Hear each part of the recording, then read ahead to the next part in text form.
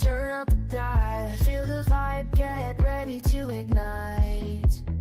Untold stories in the airways, flying through the night. Experience voices, tales so bold. Streaming live, the truth unfolds. Untold Radio Network, where secrets come alive. New episodes daily, the mysteries thrive. Great guests, super chat, it's so I remember I share and subscribe. Join the side where truth can't hide. Aliens in the attic, UFOs in the sky. Cryptids lurking, oh my, oh my. Ghosts in the hallway, whispering your name. The paranormal, the unexplained. Become a VIP, get the inside scoop. Unlock the mysteries, be part of the group. Live streaming stories, they're talking to you. Super chats buzzing, join the group. Untold Radio Network, where secrets come alive. New episodes daily, the mysteries thrive. Great guests, super chat, it's a wild member ride. Share and subscribe, join the side where truth can hide. So if you've got the guts and you want to explore, tune into the untold, it's what you're looking for. From aliens to ghosts and all that's unseen. Untold Radio Network, where the world's mysteries convene.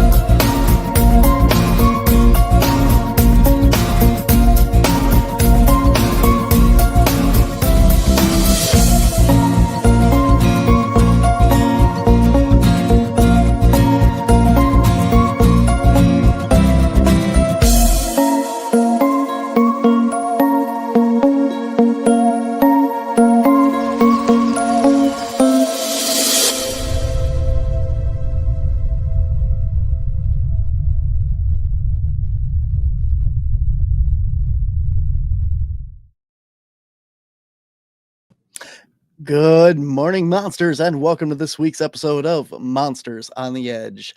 I am your host, Barnaby Jones, and today we are live coming to you here on the Untold Radio Network. So throughout the show, if you have questions or comments, throw them in the comments section on your chosen platform, and we'll get to them as soon as possible. Guys, Happy New Year. We had some problems with some shows and some guests and stuff there at the end there, but we are all set here. We should be back on track and rolling, and we are all set to blast off into the new year with all kinds of cool stuff here on the Untold Radio Network with Monsters on the Edge and the Paranormal Spectrum. If you guys want to come out and see my team, Cryptids, Anomalies, and the Paranormal Society, this February, we are going to be in Oshkosh, Wisconsin at the Beyond the Veil Event Expo at the Oshkosh Convention Center. That is February 9th. And then we are going to be at the Midwest Meta Paracon in La Crosse or Eau Claire. One of the two. I'm sorry.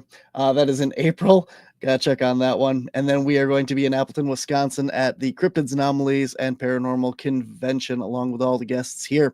Guys, if you cannot make it out to this event in person, you can head on over to wisconsincaps.com and grab yourself a virtual ticket. That's right. Wherever you are, wherever you're listening to this great show, you can still check out all of the speakers from the Cryptids, Anomalies, and Paranormal Convention. Will be live streamed live or at your convenience. Check it out whenever you get a chance, and you can see that. And then, guys, we head down to Chicago for the Chicago Paranormal Convention in June, on June 7th. And that is what we got coming up this year.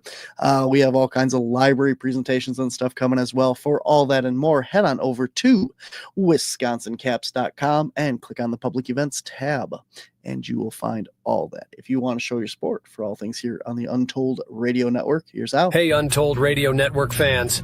Want exclusive perks and to support our channel? Introducing our YouTube membership program with 3 amazing levels. Get loyalty badges that level up to different cryptids the longer you're a supporter. How cool is that? You'll also get access to custom Bigfoot emojis and priority in chat. Upgrade to Backstage Pass for exclusive wallpapers, photos, status updates, discounted books, and merchandise. Go all in with the producer level for everything mentioned plus member shoutouts. Ready for an enhanced experience? Join now, pick your membership level, and let's make this journey even more exciting together.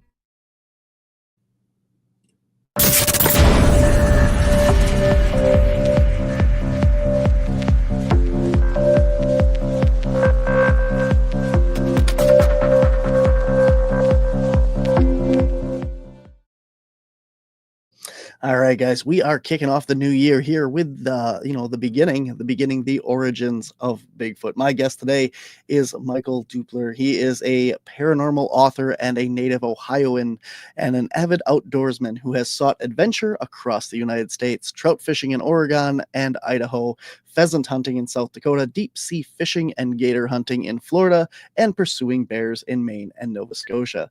In recent years, he has turned his natural curiosity and sense of adventure to ghost hunting and searching for evidence of Bigfoot, which he has done with all the fervor and intensity as his other outdoor pursuits.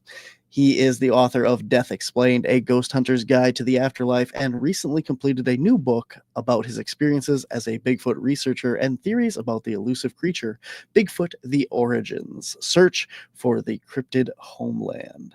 So now, ladies and gentlemen, please welcome to the show, Mike. Welcome. Thank you for being here, man. Hello. Good to be here. How are you doing this morning? I'm doing good. Awesome. Very good to have you. So how's the new year treating you so far? Just wonderful. Just wonderful. as is to be expected here. Well, I'm retired, so everything's wonderful. That's great. Awesome. That's the way to do it, man. I'm glad for you. So how long have you been interested in the Bigfoot topic?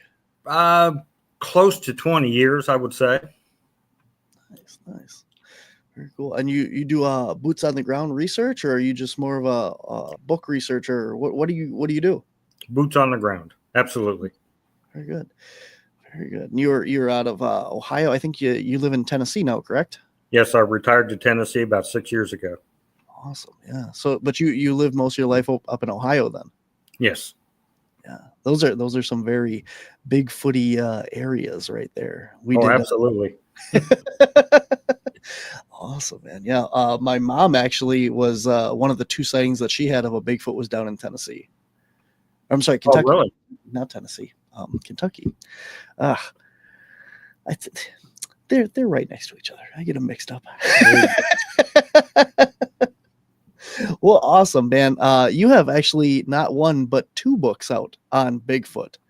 So let's catch people up here. We'll start with the first one here. Tell us how this one got started and the journey that got you there. The first book, On the Trail of Bigfoot, is basically about my investigations in Ohio, how I got started, what I have found, and trying to add some depth to it. If you find a structure, if you find a track, you find this and that or whatever, you just don't move on. You try to add something to it, like how did it get here? Why is it there? What are they doing? Trying to figure out maybe, what's going on with Bigfoot to where they doing these types of things and where they're at. Very cool. So what have you been able to deduce, and what do you think that you know now about like the stick structures and stuff that you had mentioned? I'm a big stick structure guy. Okay. I believe that is one of the key secrets to Bigfoot activity, or their exactly what their motives are for making these structures. I believe that some of the structures are actually a language. And when I was at Salt Fork State Park in Ohio, I found these arched pine trees over a trail, and the tops of them had been woven together without the use of any ropes or bindings. This has nothing to do with survival. It has nothing to do with shelter or anything like that. And my first impression and my current impression is this could be artistic expression. So they could be using these structures to communicate. They could be using them to show, like I said, artistic endeavors or whatever. And it's just a complex thing to get into to try to figure these structures out. Interesting. So you think it's more like art, like they're bored or something, or just want to express themselves? Some of them, yeah. Yeah. They're like I said, it's a complex issue. There's many stages to it. There's many facets to it. Interesting. We had access to a private property in Upper Michigan for a while, and we were doing a lot of documentation of the stick structures on that property. And I noticed that the teepee style structures, Right. If you mapped the different sticks that made up that structure, they correlated with the game trails that were on the ground in that area. Have you noticed any kind of correlation at all with that? Somewhat, yes.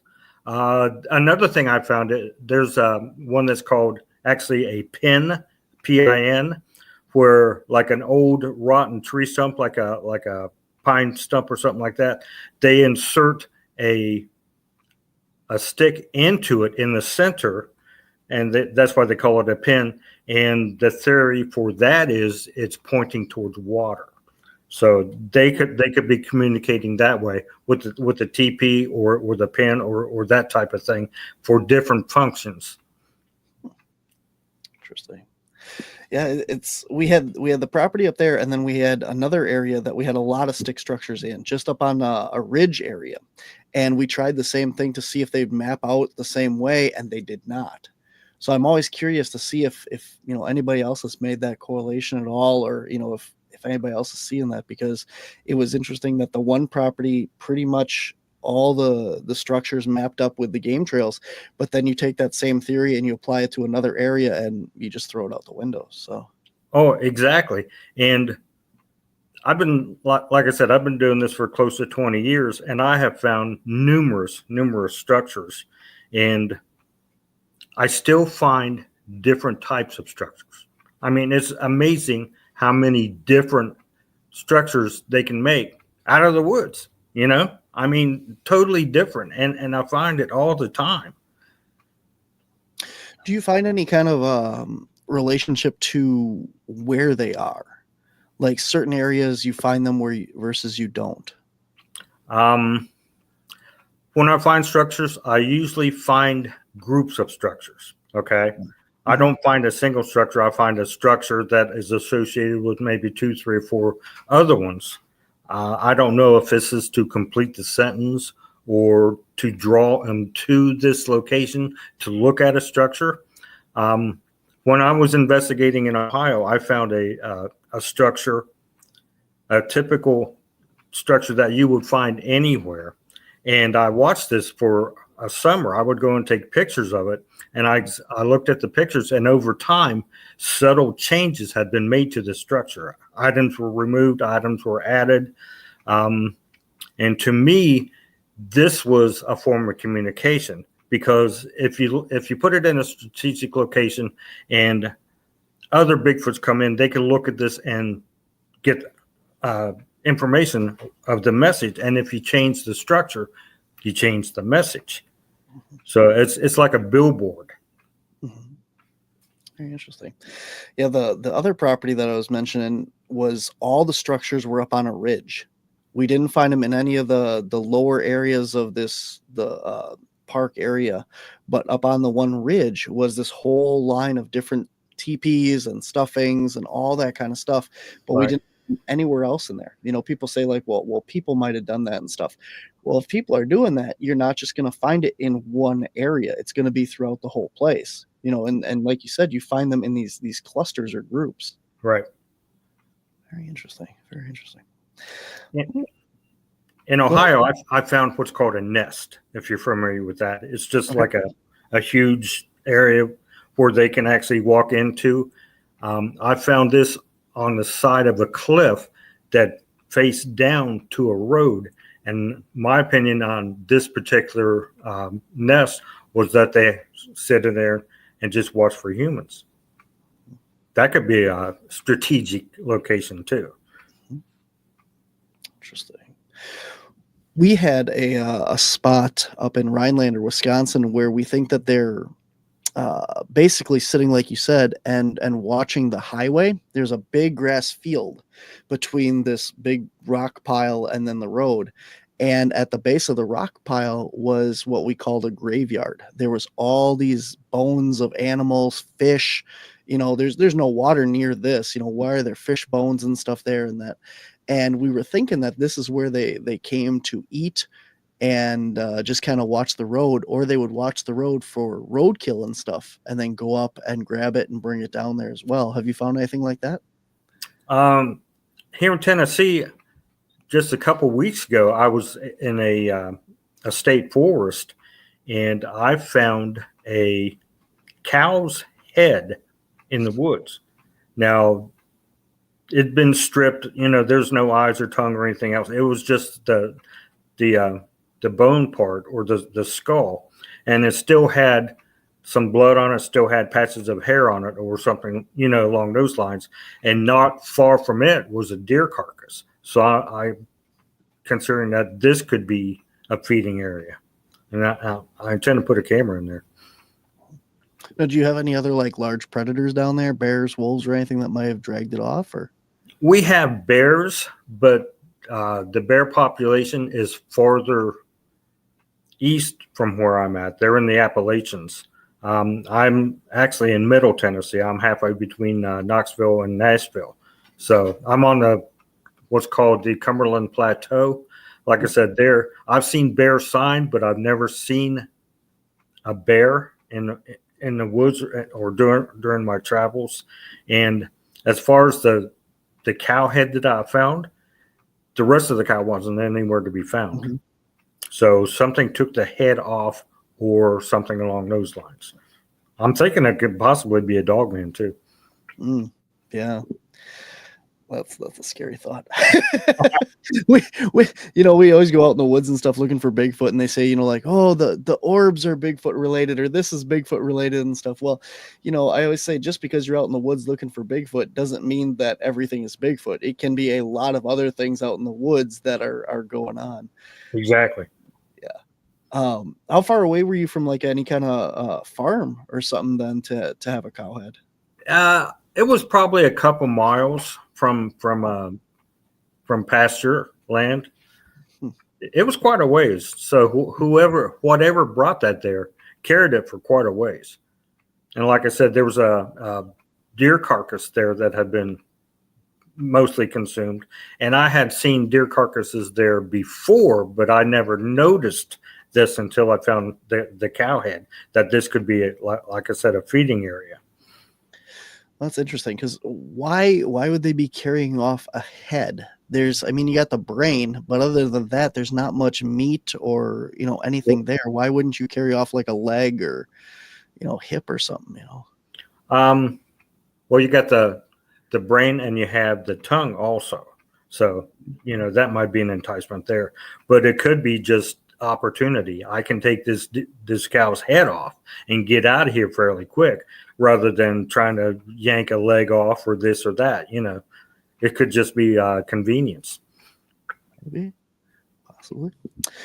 Well, before we move on from these things, Lee would like to know, could there be any correlation in each clan, how different areas have different structures and stuff like that? Have you noticed any difference between certain areas are more likely to have certain signs than others, or like a handwriting signature, if you will? They're mostly just haphazard. I have found, like you were commenting on a teepee structure, I have found those pretty much everywhere. And I can post a picture of a teepee structure on social media, and I'll get replies from, I've got one of these in Alabama. I got one of these in Pennsylvania. I got one of these in Indiana. It's there's several types of structures that are like a universal type, like the one that I watched for the summer. And then, like I said, I continuously find different ones. So it could be up to the individuals, but I believe that the core part of the structures could be a language. Have you noticed anything with like glyphs on the ground? No. Okay. No, I know I've never there's encountered that. Okay. I know there's some researchers that look at like the way that sticks and stuff are laid out on the ground, and they found different, like I said, like signatures. Like certain individuals will leave a specific glyph in areas, and they find it over and over and stuff, like their name or clan name or something to signify who was in the area or something. But Well, with weather, wind, rain, snow, critters running around, that would be kind of hard to say yes or no to. Kathleen says, wonder if the cow's head may have been a trophy of sorts. If it was, they would have put it somewhere of prominence, in my opinion, like hang it on their wall or whatever, like we do with taxidermy. I believe it was just a food source because it wasn't handled any other way. Have you come across any kind of skeleton remains or skulls or anything up in trees? No. Interesting. We found a deer head up in a tree one time. That was about it, though. But that was along a path and definitely could have been human done. But I actually found one where it wasn't me. I was with a group of guys in South Dakota. We were pheasant hunting, and one of the guys found a deer skull in a tree, but it looks like somebody had placed it there. So I really can't say that was anything out of the ordinary. I always tend to say, like if you're walking down a trail or something and you see something right off the trail, it probably was done by a human. It's when you follow the trail off into the woods of stick structures or other evidence and stuff, and then you start coming across this weirder stuff. That's when you kind of go, okay, maybe we're onto something here. So. Right. I should look around a little bit more. Absolutely. So you've been an avid outdoorsman for probably your whole life, I'm assuming. You've had all these adventures and stuff, right? Oh yeah. So how many times have you actually come across a bear out in the woods? 0. Yeah. I love asking people that because, like everyone says, if these creatures are out there, how come we don't see them more? How come we don't interact with them more? And you get all these people that are, lifetime hunters and, big gamesmen and all this stuff that live out in the woods, spend their whole life in the woods. And unless you're specifically hunting bear and tracking bear, how often do you really come across one of these things? And now in Ohio, which I spent a lot of time there in the woods, we don't have bears in Ohio. They estimate the bear population in Ohio to be 100. Wow. So for some reason, they have them in Pennsylvania, but we don't have them in Ohio for some reason. And the mainstream science will tell you that all Bigfoot sightings are bears. Well, we don't have bears in Ohio, but we have Bigfoot sightings. Yeah, explain that.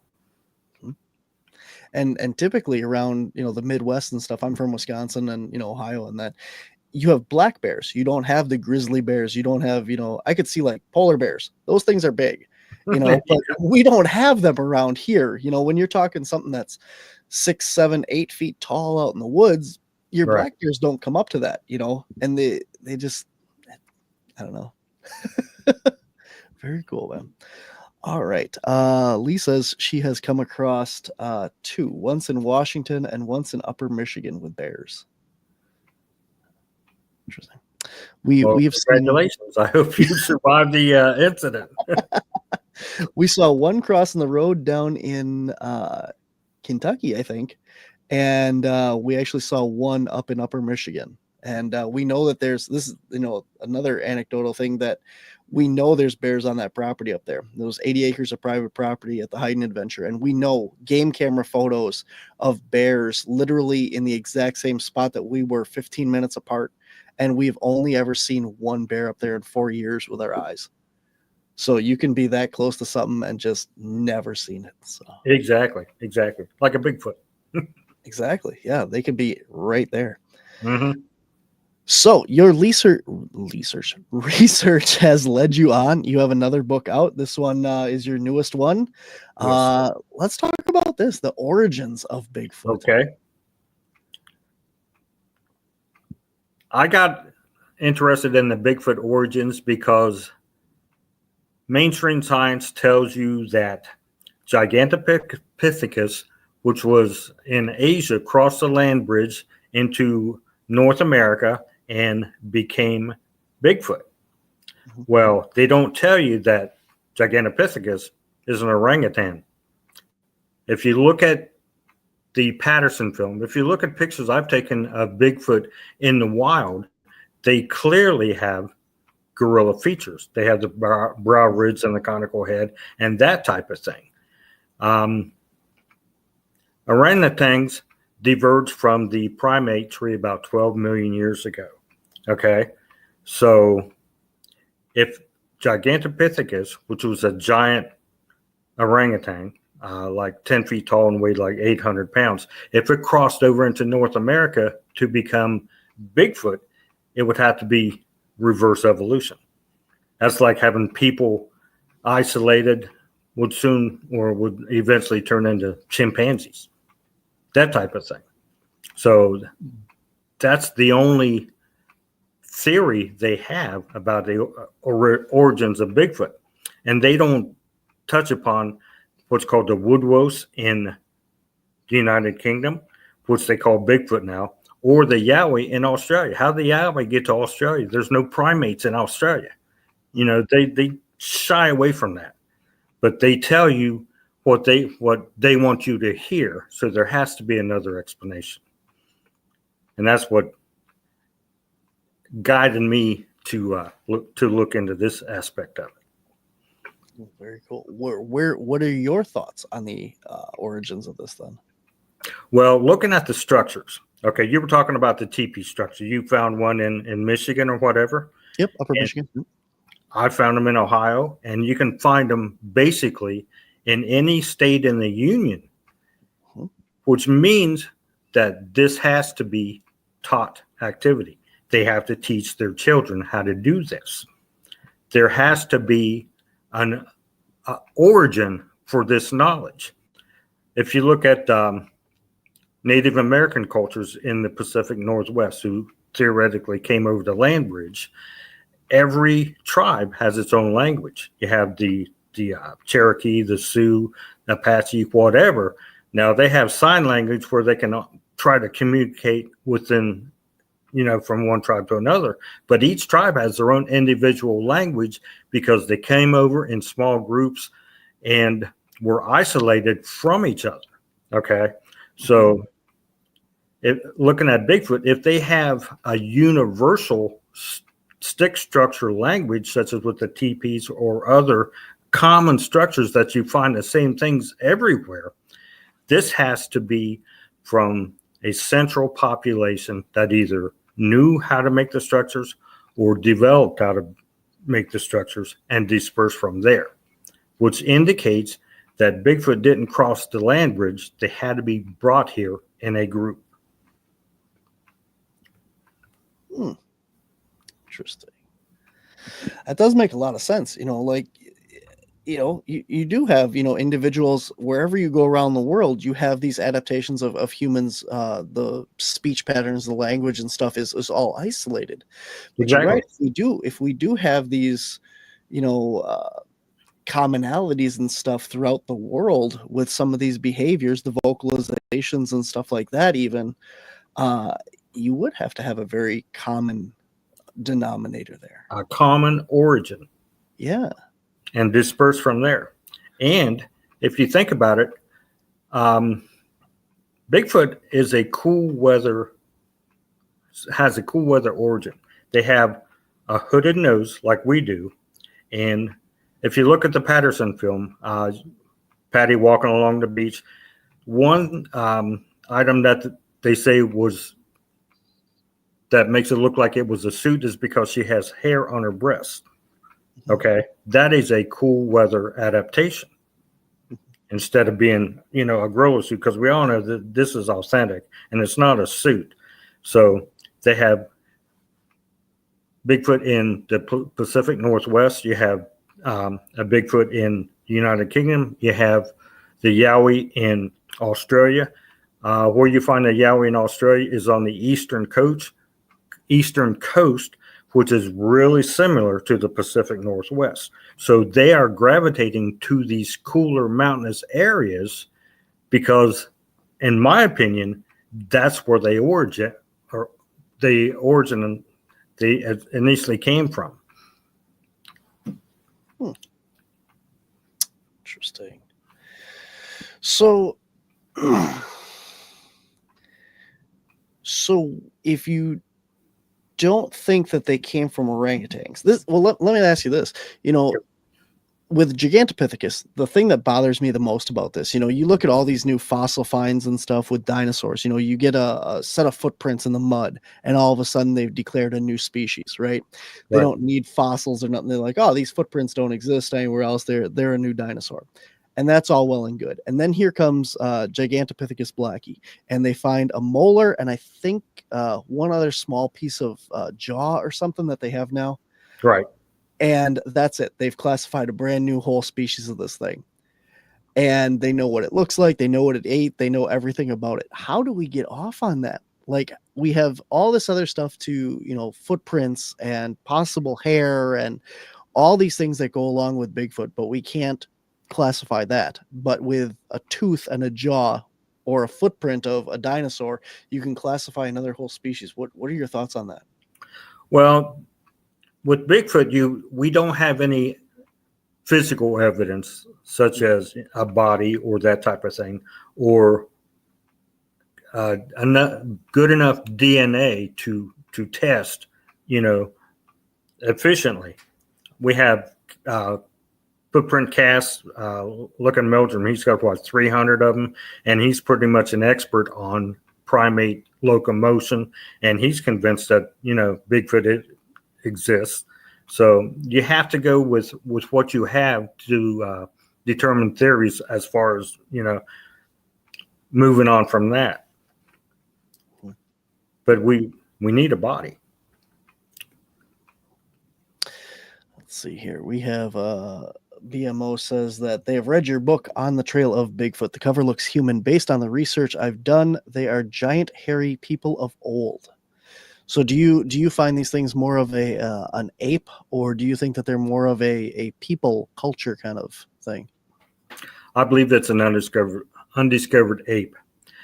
You have to look at what makes us human, okay? What makes us human is progressive development, okay? We started out building campfires and living in caves, and then we moved to condominiums, and now we have cell phones and stuff like that. We progressively get smarter, or we progressively make things easier to do with what we have. In the year 986, the Viking explorer Leif Erikson, him and his men had an encounter with a Bigfoot type creature in Canada. So these creatures have been around for a long time, and they're not known to use fire. They're not known to use tools. There's no development. There's a stagnation, or they're comfortable with what they're doing as far as masters of their domain.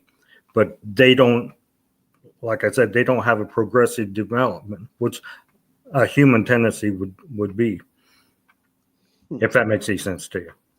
It does, yeah. But even like with chimpanzees and bonobos and stuff, we're starting to see more technological advancements and stuff. And a lot of this comes from them watching like the local fishermen and stuff, where they're using spears to get fish and stuff.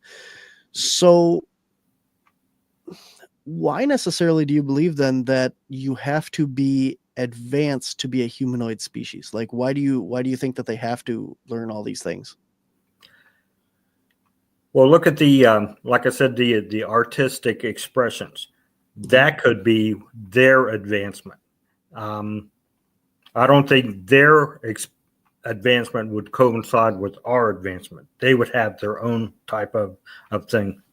Like I said, the artistic expression, the pins, the different structures that we find all the time could be their way of advancing themselves and teaching their young that. Interesting. A lot of the here BMO has a comment here about there's a lot of stories of them using tools, weapons, and even wearing clothing. I think that kind of goes along with the whole. I haven't heard too much of the clothing, but tools and weapons, we do see a little bit about that, but not as much. I don't know. I don't think that would be a trait that they've developed overall, because I've never experienced it, and I don't know of anybody who has.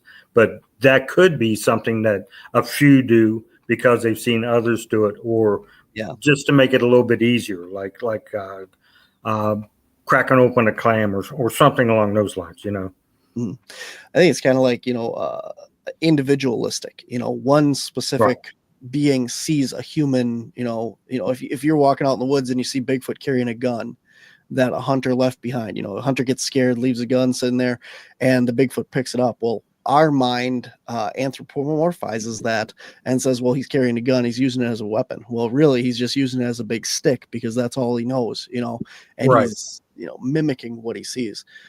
And I think some of it could be that is our minds trying to humanize, anthropomorphize that. But without a Jane Goodall going in and sitting with them for months on end or something, we'll never know. Absolutely.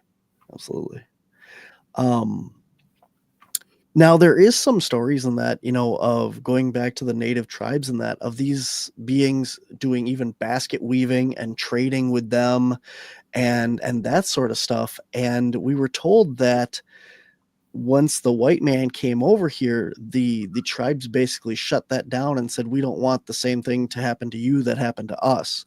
And that is why they don't use fire. They don't have any of that stuff because they're basically avoiding the white man and the stuff that we came over here and did. Do you think that has anything to do with why we're not seeing that? Well, if you look at it, I'm sure there are Bigfoot populations in the Pacific and Northwest who's never seen a human. So I don't think that would be a valid argument, because for one thing, they avoid us like the plague, and like I said, there's probably a lot that haven't even seen a human or know of us. So I don't think that would be valid, in my opinion. Interesting. Yeah. Catherine says our oral histories from our elders teach us that Sasquatch worked and traded with people of the Pacific Northwest tribes from the beginning of time, speaking the language. They're the old people of the forest. Yeah, exactly. Here's another comment. Talk to the Native Americans. The Indians are a good example of them wearing clothing, using fire, and wearing animal skins. So we do have some of that, like especially like the Pacific Northwest and stuff, where they've interacted with these. But again, something happened where they shut down and they don't do this anymore for the most part. You do still hear some stories of them coming into smoke. What am I trying to say? Smoke houses or whatever. And but not as much. So that's it's just conjecture, That could be a story, a myth, or it could be the truth. It's hard to ascertain if this is actually what happened, because it doesn't seem to be happening now. And why would it quit? So take it with a grain of salt, in my opinion. Absolutely. Until you got one to study or, ask questions to and interact with, like you said, to Jane Goodall with, that's all we're doing is here speculating and stuff. It's absolutely fascinating. It brings up so many questions, like if, like you said, why, if all this stuff is true, the oral histories and stuff passed down, that they did interact, that they were basket weavers and traders and communicated with the tribes and were just another big brother of the woods. What really happened and why have they not reached back out? Why have they not made that? It could be a different species that is no longer there that they were interacting with, and not the actual Bigfoot that we know today. Very well. I do know when you get out to the East Coast and stuff like that, you interact with these like creatures like the puckwedgies and the little people and stuff like that. And a lot of those stories have clothing and, just like basically like, um, I'm not politically correct, apologize, but like midgets with, dressed as Native Americans and stuff that people are seeing out in the woods. Right. And, down to the bow and arrow and the headdress and the loincloth and stuff, but they're just, like all 2-3 foot people. And, it could be stuff like that too, that you're having these interactions with. And why don't we see those things more often? If there's any living animal that's person or animal or creature, whatever, you have to have this breeding population. Right. And so you got to have quite a bit of these guys running around in order to not, Interbreed. Yeah, exactly. So I don't know. It's a weird world that we live in. Now the Cherokee in my area now here in Tennessee have a story about what they call the moon-eyed people, who were just small people who only came out at night or whatever because sunlight did something to them or whatever. But the Cherokee said that the moon-eyed people were here when they got here. So that was a long, long, long time ago. And there is actually evidence of the moon-eyed people.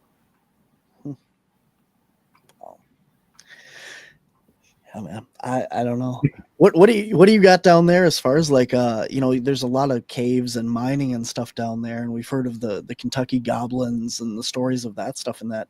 What are your thoughts on excuse me, like using the mines and cave systems and stuff down there? Have you found any evidence of that? They've closed the caves in Tennessee because of a bat virus. So you're not allowed to get into the caves any longer. You can go to the caverns, take tours of caverns and whatever, but the actual caves are closed off to people. You can't get into them. And it's been like that ever since I've been down here. So I haven't had an opportunity to go into any caves in the woods, but or even mines, because the mines are the same way. They don't want to spread this disease that the bats have. So I don't have experience with that. I don't know. I'm certain conspiracies are, just that, but there is some truth to stuff. And I wonder, like, when you say they closed off the caves for that, is that really the reason, or is there other stuff going on that they're just like, no, we don't want you in there? You got to wonder, like, oh, exactly. There's got to be more to this going on in that. I don't know.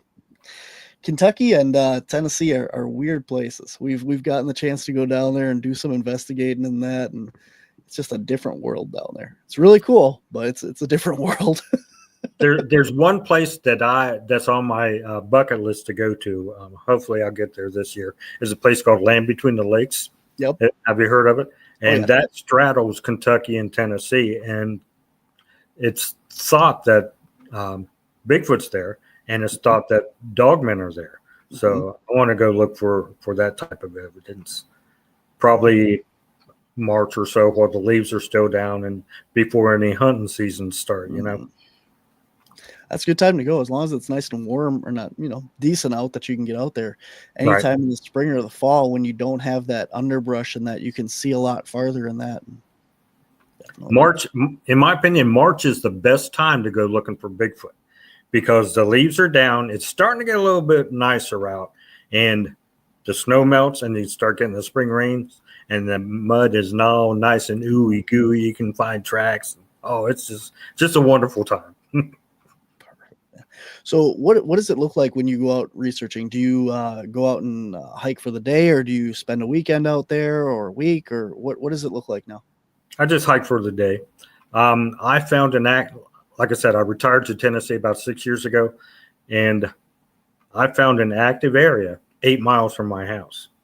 Nice. It's in a wildlife management area, and nobody's ever reported a Bigfoot in there.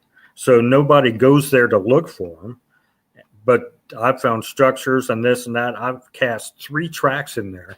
I cast 2 tracks on the same logging road.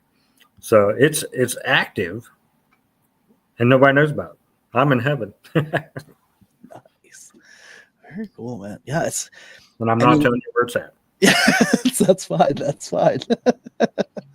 It seems like there's not anywhere too far from woods and stuff down in Kentucky and Tennessee.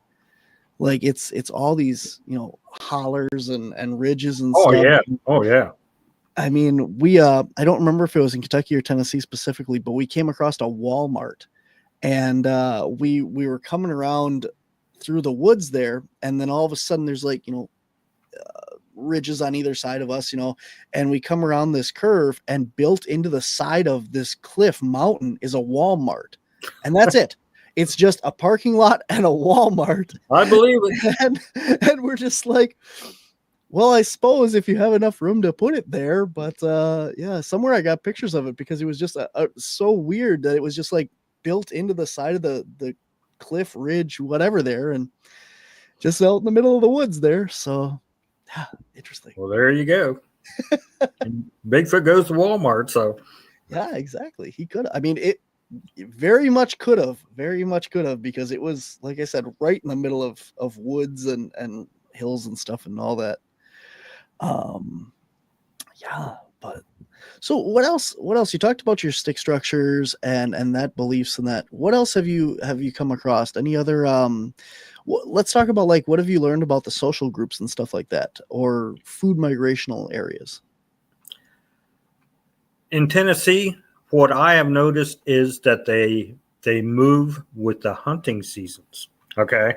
Because there's a lot of hunters in Tennessee, and the deer season starts in September, and gun season just ended yesterday. So it's a protracted season, and during this time where all the hunters are in the woods, they move to into the deep woods like the big deer do. They follow the big deer into the deep woods, and they're starting to come out, and they probably won't be really active until February or March. So that's when they start making their structures, this and that and whatever. That's when like I said, March, you go out and start finding new structures, tracks, this and that, and whatever other evidence you can find. But in the area that I'm in, I think there are 2 family groups, probably maybe 5 miles apart, because I have found one area where they have, the structures and this type of thing. I actually heard a tree knock in there. And then another area, I found different type of tree structures. They have some of the same, but some are different. And it seems like there are 2 distinct different, I would say, family groups in this particular area. When you say family groups, what are you thinking? Like, because I've heard some people just say, like, the female and the juvenile stay together and the males kind of roam between them, or what are you considering a family unit for you? I would say mother, father, sister, brother, okay. Maybe 4 or 5 at the most. I actually found, do you know what a rock stack is? Uh-huh. Okay. I actually found a rock stack in one area, and it had 5 rocks. So I'm taking that there was a group of 5 there, unless somebody made it and put it there. But this was in a pretty remote area. So I would say in that particular area, the group have 5 members. Interesting. Yeah, that. I was going to bring that up when we were talking about the stick structures and stuff as well, like the rock stacking and the rock structures and that stuff. We got to go down and do some investigating with Turtle Man. You familiar with him? Yeah. Yeah. Well, I was at a Bigfoot conference in Virginia a year or 2 ago, and he was there, and it was quite interesting. So he's a blast, man. He is one of the nicest people I've met, and he is very smart. Despite the persona and stuff that he puts out, the whatever TV makes him, he is very smart. He is a very knowledgeable person, and we got to go out in the woods and stuff with him, and he was showing us all these things to look for with rock stacks and that, and the moss and looking for dirt underneath them to see how long they've been there and all this stuff. It was really interesting. And the thing that I took away from this is, down there, these things are everywhere. But up here in Wisconsin, we don't have any of that. Like, our Bigfoots do not, as far as I know. I mean, like, I could be wrong. There's a lot of other people in Wisconsin stuff researching that, but I've never come across any rock structures of any sort in either Upper Michigan where we've researched or any part of Wisconsin where we've researched anything like what we saw down in Kentucky and Tennessee when we were out with the Turtle Man. I never found any in Ohio, and I only found the one in Tennessee. So it could be like the Bigfoot structures. Like I said, the one that I thought was like a billboard where they changed it. It could be that they put these rock stacks in specific strategic locations also to keep them from getting knocked over or something along those lines. So that could be part of it. Interesting. Yeah, we do come across like rock stacking and stuff, but it's like trail markers and stuff like that from humans. So we do have a lot of that up here. But when I'm specifically speaking to, like you said, like weird things, like large rocks stacked up, and that there's no way a person went out there, because me and Turtle Man actually tried to lift one of these rocks together and we couldn't pick it up. And we're like, these things are stacked up. Someone did this. Someone stacked these up. They didn't just naturally occur like this. But between the two of us, we couldn't lift one of those rocks. So did you go into a Bigfoot active area with the Turtle Man? We did, yes. Cool. He's had to my knowledge, he's had at least a few encounters, and he's seen them once when he was really young. And he was on Finding Bigfoot and shared that experience. And then more recently, it was about 2 or 3 years ago, he actually saw a mother and a juvenile, and it started him on his research now of he has a YouTube series, Turtle Man's Hunt for Bigfoot, and it's him and his girl, and they go out and look for Bigfoot and stuff like that. And so we went down and hung out with him for a day, and cool. That was really interesting. So sounds like fun. Yeah, he's serious. He's had some. You watch his YouTube channel, he's got one like on video that you just see for a brief second up on a ridge, and I mean, throwing rocks down at him and stuff. And he's got a lot of stuff out there. So definitely. What is this? Just kidding, Barnaby. What is Lee yelling at me for now? Chat group. Do you all think Barnaby is a well-shaved Sasquatch? Yeah. So I'm a little short for a Sasquatch, I don't think. I'll plead the fifth on that one. How's that? I love Lee. All right, Lee. All right. Well, very cool, man. So you got your 2 books out. Are you working on another one, or what are you working on these days? I am working on a winter project. It's I don't think I'll do any more Bigfoot books for the time being. I've said all I have to say for until I get more information. But what I'm working, I do ghost hunting also. I do actually do ghost photography, and I'm working on a book with the working title "Life and Death: Variations of the Same Thing." So we'll see how that goes. Very cool. Very cool. I do this on Mondays, and then Thursdays I have the Paranormal Spectrum. And we'll have to keep in touch when you get your book out. We'll have you back and share that and talk all about that as well. Cool. Sounds good. Awesome. Well, we have links to both of your books, both of your Bigfoot books, Bigfoot Origins, as well as On the Trail of Bigfoot. You can get them on Amazon.com. Those are in the show notes for anybody that's interested in grabbing those. And good title for your book. There you go. Thank you. So do you have any other conferences or anything? What else is coming up for you? I have booked the Ohio Bigfoot Conference. I do that every year because I know Mark DeWorth. He's the one that puts it on and everything. And I'm doing the one in Virginia. Daniel Benoit does that, if you're familiar with him. Mm-hmm. And there's a Bigfoot festival in Crossville, Tennessee that I do because it's only 10 miles from my house. So, but usually vendor spots for the conferences and that type of thing usually start opening up in early spring. So I'm just kind of keeping an eye on for that, see what I can get into, you know. But I usually do the conferences as opposed to the festivals because the conferences are inside. And yeah, I don't have to deal with the weather and the heat and this and that and whatever. So I learned that a long time ago. So that is a very good point. Very good indeed. Yes. Uh-huh. Absolutely. I've been to several outdoor events that yeah. You chase your merchandise more than you sell. So absolutely. oh man. Awesome, man. Well, it's been an absolute blast chatting with you. Do you take sighting reports or anything? Is there any way that people reach out for you and share their sightings, or are you interested in that kind of thing? Not really, because I don't have the time to investigate somebody else's report.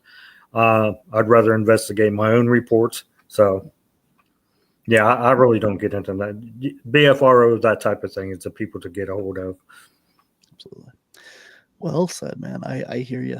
We get all these, we go to all these conferences and stuff, and people like, oh, have you ever been to this paranormal place or this paranormal place? I'm like, man, I don't have time to do the ones that are in my backyard. You know, I'm going to drive down to Kentucky. Exactly. Yes. Lee would like to know, have you ever investigated old green eyes? I have been to the Chickamauga battlefield. I don't know what old green eyes is, but I took a picture. I used a full spectrum camera. Okay. And I took a picture down a trail. My wife was walking down the trail, and in the distance ahead of her, it seems to be a Confederate soldier sitting on a log with a rifle between his legs. So yes, I have been to Chickamauga. That's a cool place. That's just south of Chattanooga. Awesome.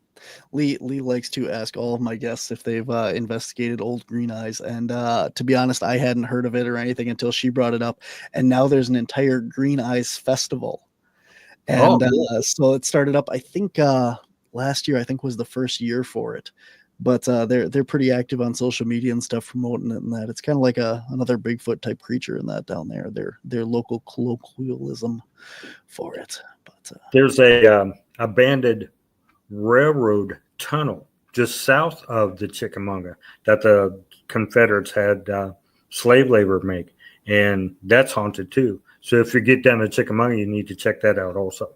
It's pretty cool. I do like trains.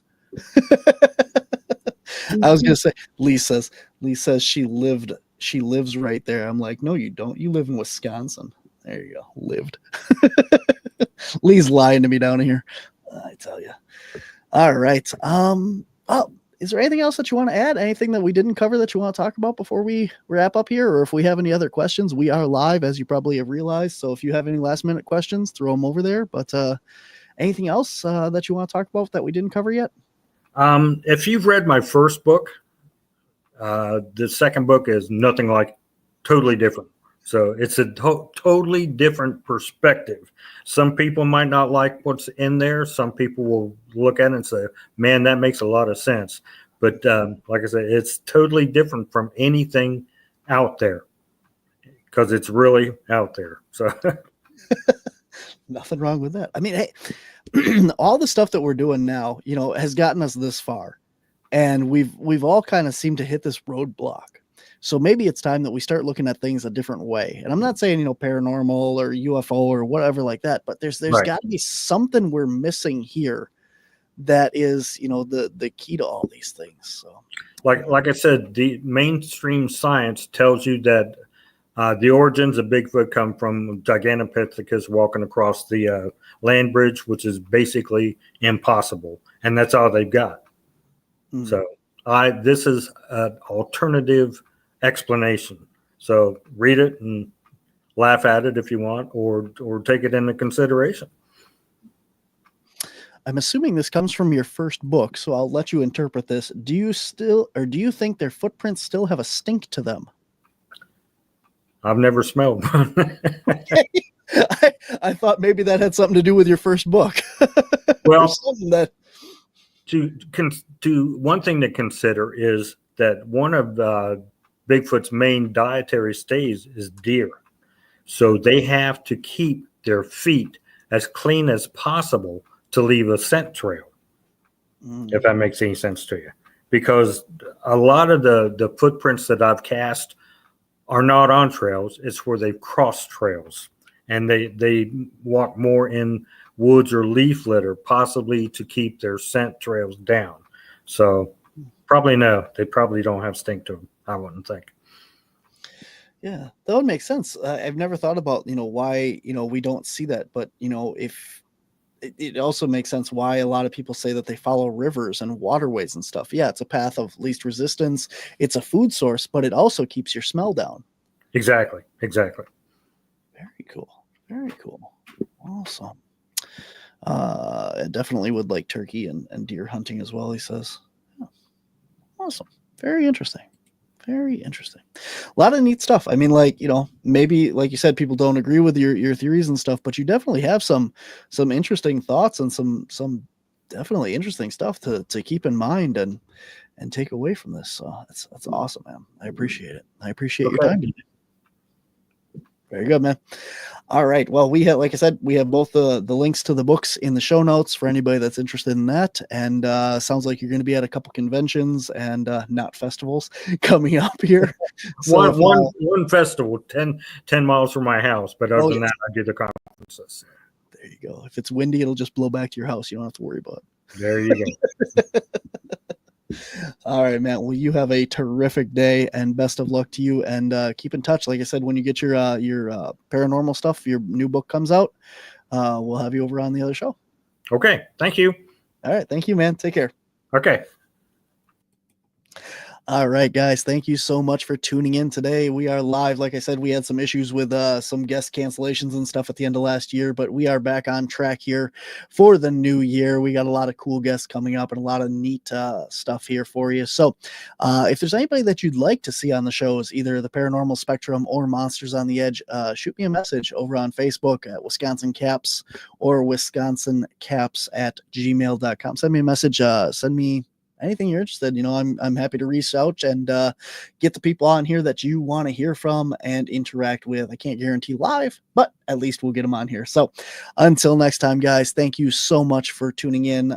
Make sure to like, subscribe, and share on all of your favorite platforms and services. Tell all your friends about us, because if it weren't for you, we wouldn't be here. Until next time, guys, see you on the edge.